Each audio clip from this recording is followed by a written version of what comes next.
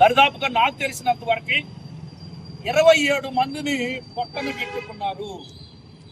ఇది ఒక అమానుషమైనటువంటి దాడిగా క్రైస్తవ సంఘాల పక్షంగా మేము ఖండిస్తున్నాం.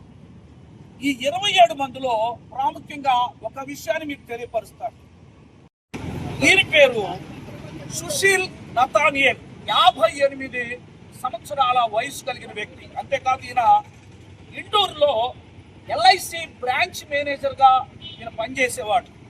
దేవుణ్ణి నమ్ముకున్నాడు. ఆ యొక్క పర్యాటకులకు అక్కడికి వెళ్ళి చూస్తున్నటువంటి సమయంలో ఒక గన్ దగ్గర పెట్టి, మా యొక్క విధానాన్ని నువ్వు అనుసరిస్తావా, నేను వదిలిపెడతాం, లేదంటే నేను చంపేస్తామన్నప్పుడు నా యేసు ప్రభుని నేను నమ్ముకున్నాను, నా దేవుడి కోసం నేను నిలబడతానని ఒక మాట చెప్పగానే అందులో నుండి బుల్లెట్ వచ్చి ఆయనకు తగిలింది. వెంటనే ప్రాణం పోయింది. క్రైస్తవులు ఈ భారతదేశంలో ఉన్నవాళ్ళు, ఉగ్రవాదులు కూడా క్రైస్తవులు అంటే పడదు. కారణం ఏంటంటే మనం భారతీయులమి. మనం భారతీయుల్లాగా మనం జీవిస్తూ ఈ లోకంలో జరిగే ప్రతి దానికి మనము అండగా ఉంటాం. భారతదేశంలో మన భారత ప్రధానమంత్రికి కానీ అలాగే కమిటీ క్యాబినెట్కి కానీ క్రైస్తవులు అండగా ఉంటారన్న విషయాన్ని మరొకసారి తెలియపరుస్తున్నాం. ఆయన అంటాడు, మీరు మోడీజీకి చెప్పుకోండి అన్నాడు. మోడీజీ మన ప్రధానమంత్రి, మనం గర్వంగా చెప్పుకుందాం.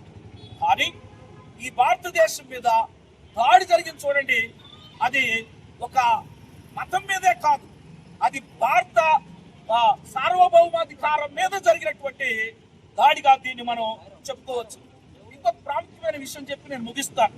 హుస్సేన్ షా అనేటువంటి ఒక వ్యక్తి ఉన్నాడు. ఇతను ముస్లిం, కానీ ఆయన మానవతా దృక్పథంతో ఒక భారతీయుడిగా అనేకుల్ని కాపాడాడు, బ్రతికించాడు. నిజంగా ఇలాంటి వాళ్ళు కూడా ఉన్నారు, దేశభక్తులు. కాబట్టి మతాన్ని బట్టి మనుషుల్ని విడగొట్టకుండా మనమంతా భారతీయులమే, మన భారతదేశం కోసం మనందరం నిలబడదాం. ఈ సమయంలో మన మధ్యలో ఉన్నటువంటి అధ్యక్షులు, ఈ సమయం మందు చాలా మంది పెద్దలు చాలా విషయాలు మాట్లాడుతూ వచ్చారు. మరి మన దేశంలో జమ్మూ కాశ్మీర్లో పహల్గామ్లో జరిగినటువంటి ఉగ్ర దాడిని దేశమంతటా కూడా ఖండిస్తూ వస్తూ ఉన్నారు. ఆ క్రమంలోనే మన నిజామాబాద్ జిల్లా తెలంగాణ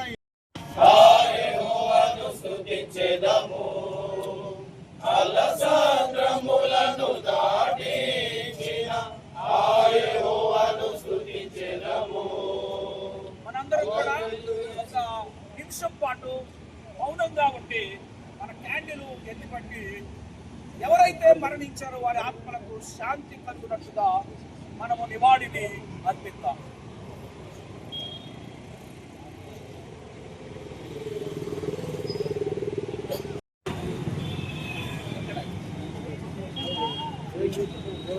ఒక మాట చెప్పలేదు.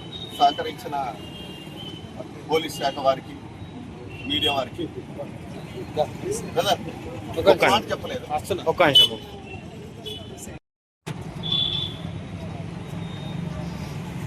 జై భారత్, భారతదేశ ఐక్యత, భారతదేశ ఐక్యత, భారతదేశ ఐక్యత, భారతదేశ ఐక్యత. జై భారత్, జై జై భారత్ అన్నాం. జై భారత్. భారతదేశం వర్ధిల్లాలి, లౌకిక రాజ్యం వర్ధిల్లాలి. మరి ఈ రోజు ఈ సమయం మందు Telangana United pastor association Nizamabad జిల్లా బాడీ తరపు నుండి మరి అనేక మంది సేవకులు, విశ్వాసులు, క్రైస్తవ సమాజం అంతా కలిసి ఇక్కడ మదర్ తెరెసా స్టాచ్యూ దగ్గర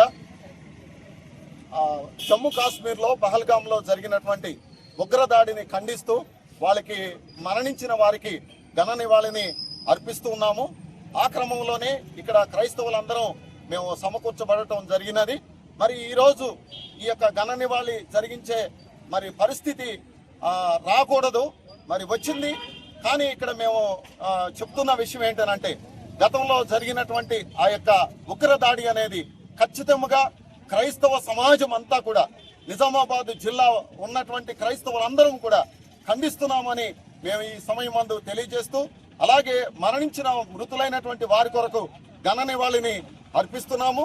ముఖ్యంగా ఈ సమయం మందు ప్రభుత్వానికి మేము తెలియజేసేది ఏంటంటే, మనది లౌకిక రాజ్యము, ఈ లౌకిక రాజ్యాన్ని పాడు చేయడానికి అనేక మంది ఉగ్రవాదులు, అది ఎలాంటి ఉగ్రవాదులైనా మరి వారు పనిచేస్తూ ఉన్నారు.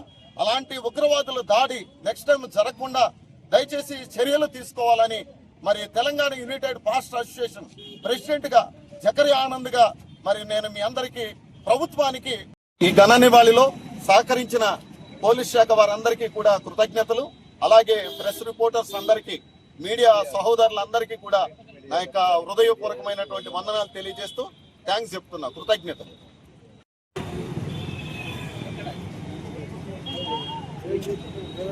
ఒక మాట చెప్పలేదు, సహకరించిన పోలీస్ శాఖ వారికి, మీడియా వారికి.